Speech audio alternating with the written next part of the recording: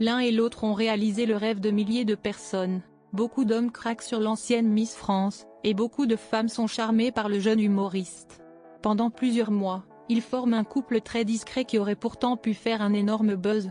Mais cela ne correspond pas à leur personnalité. Pour vivre heureux, vivons cachés, pensent-ils certainement. Après leur rupture, Kev Adams a accepté de discuter des raisons derrière leur séparation.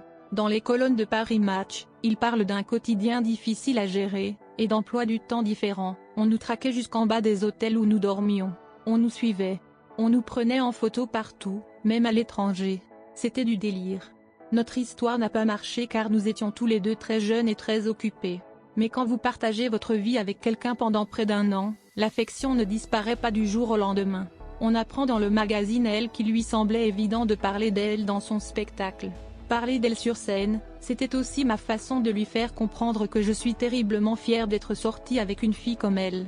Et puis, comment faire un spectacle titré soi-disant sans aborder le sujet qui a le plus fait parler de moi ces dernières années?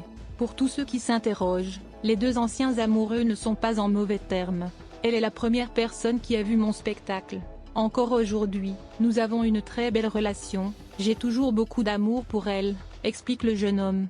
L'ancienne Miss Univers a tourné la page et s'affiche plus amoureuse que jamais depuis des mois. En avril dernier, il s'est plus ou moins confié à ce sujet face à Nikos Aliagas dans 50 Minutes Inside.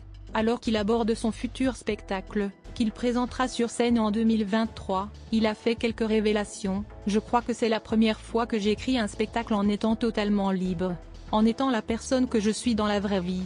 J'aborde ma vie amoureuse, ma vie sexuelle, sans aucun mot graveleux ou vulgaire, mais avec une vraie introspection.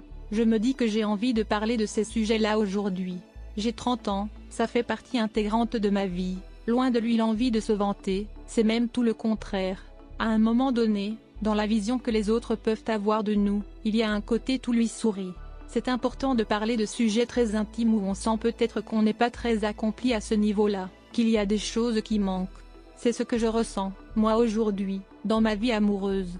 Il faut dédramatiser tout ça. Je pense que c'est important. Il y a 10 ou 15 ans, je me serais dit, c'est un mensonge. Aujourd'hui, je m'en fous, c'est rigolo.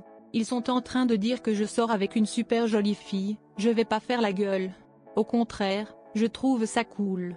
Nous devons donc, à l'heure actuelle, nous en tenir à de simples rumeurs. Mais nous sommes bien placés pour savoir que les rumeurs ne sont pas toujours vraies, et encore moins basées sur des sources sûres. Mesdemoiselles, il est peut-être encore temps de tenter votre chance avec lui.